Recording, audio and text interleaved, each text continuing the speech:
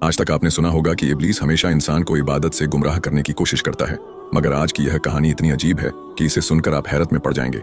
एक शख्स अंधेरी रात में नमाज अदा करने के लिए अपने घर से निकला। रास्ता बहुत अंधेरा था और चलते हुए उसे ठोकर लग गई। वह मुंह के बल गिर पड़ा और कीचड़ से लथपथ हो गया।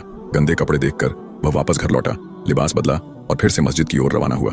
अभी कुछ ही कदम चला था कि उसे दोबारा ठोकर लगी और वह फिर गिर पड़ा, मगर उसकी हिम्मत कम न हुई।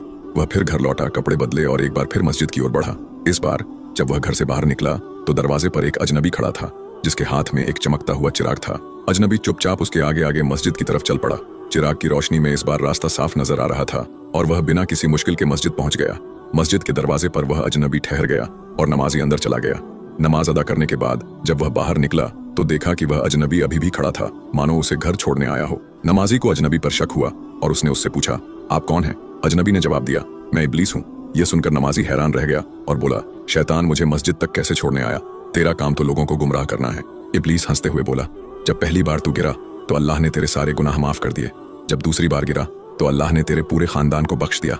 मुझे डर था कि अगर तू तीसरी बार गिरा तो अल्लाह पूरे गांव को बख्श देगा, इसलिए मैं चिराग लेकर आया ताकि तू बिना गिरे मस्जिद पहुंच जाए। यह सुनकर नमाजी की आंखों में आंसू आ गए। उसने सजदे में गिरकर अल्लाह का शुक्र अदा किया कि उसकी मेहनत और नियत को अल्लाह ने कबूल कर लिया।